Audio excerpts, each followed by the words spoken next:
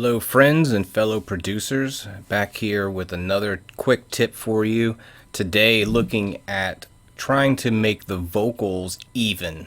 Sometimes, most of the time when you're recording, or if you're recording another artist, their vocal volume isn't going to be consistent all the way across the whole song.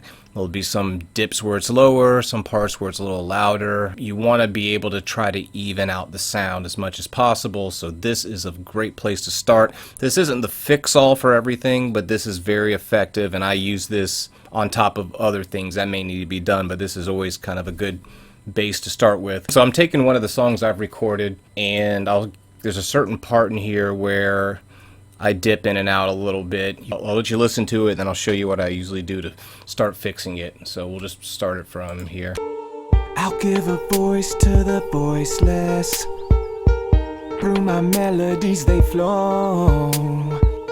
So the main part that really starts dipping is in this area here. And what I'll do here is I've added a compressor, and with this compressor what I always usually do is just put the attack low, and then I'll raise the release. Well, I'll have the gain all the way to 0, and I'll have the threshold here where it's starting to peak.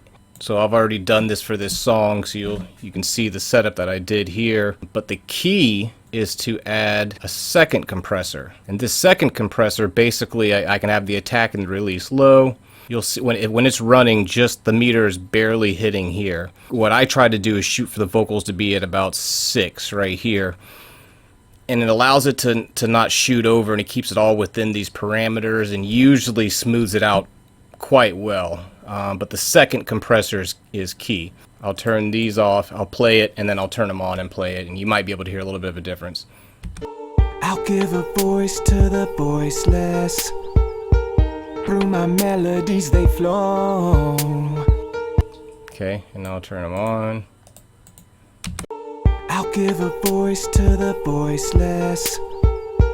Through my melodies they flow. Okay, I'll bypass them. I'll give a voice to the voiceless. Turn them on. Through my melodies they flow.